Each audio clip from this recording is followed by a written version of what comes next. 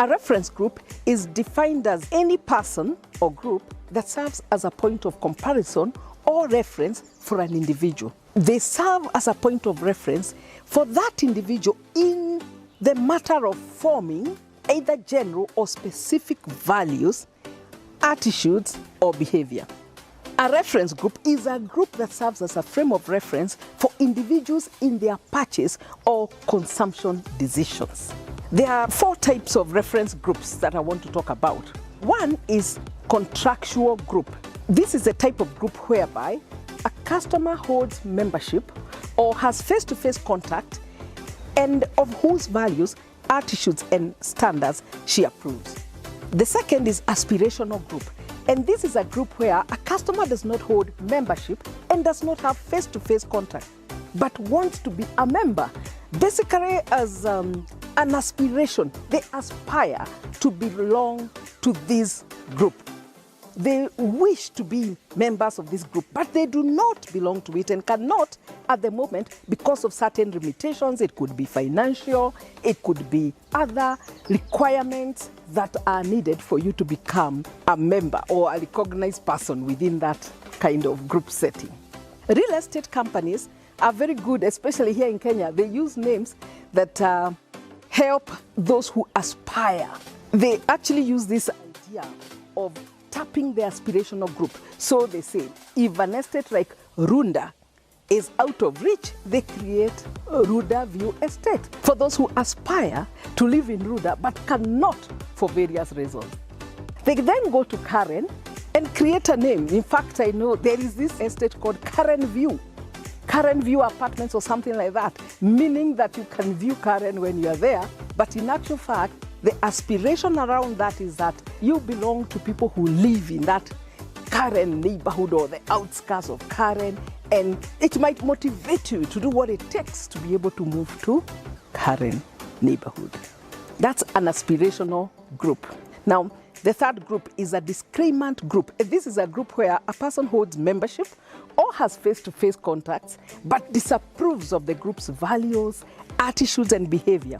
They belong to the group at the present time, but they are striving to move out of that group. And in due course, they will get out, because once you change your mind and stop holding the same values, or you start disapproving of the values of a group you belong to, you will work to get out of that group. And this means that if you are marketing, you have to recognize that this kind of person who is disclaiming of a group, they are unlikely to buy products and services or brands that are associated or identified with that group. And so in communication, you have to know which groups have broader appeal, which groups have the impact over the consumer that you are targeting. The fourth group is the avoidance group. Avoidance group, in this case, is a person who does not hold membership in a group and does not have face-to-face contact with the group and disapproves of the values, attitudes, and behavior of that group. This means that this is a group that the customer avoids being associated with and would not like to be seen to behave like its members, meaning that they wouldn't even want to be seen to buy products and services that are associated with that group. I think in the US, the hippie movement used to be one such group. In Kenya, people avoid being associated with criminal groups, looking like gangsters or drug dealers. One of the reasons particularly here is because of the way the police tend to arrest people at random.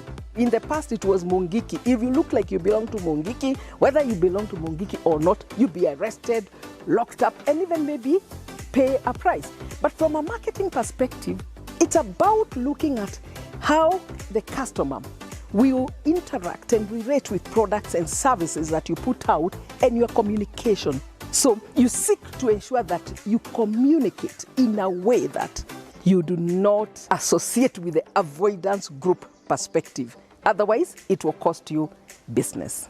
Marketers are interested in understanding reference groups mainly because of their influence on consumer conformity. They are particularly interested in the ability of the reference group to change consumer attitudes and behavior. That is the ability to encourage conformity. In order to be capable of such influence, a group must first be able to inform or make the individuals within the group aware of a specific product, service, or brand. They must have a mechanism for creating awareness. Secondly, is that the group must be able to provide the individual with the opportunity to compare his or her own thinking with the attitude and behavior of the group. The third thing that is required is that the group must be able to legitimize and encourage the individual's decision to use the same product as the group does. The whole business of multi-level marketing and the whole concept of referencing of customers to other customers comes from this concept of reference groups. And today you see even banks seeking to get references from their customers to other customers. In the past, we've seen insurance use this approach of seeking to get kind of reference and association in that kind of manner. But today, it's become a very common strategy. Thank you for staying with me. All the best as you go to apply the reference group concept. We all need to elevate our mindsets at this time.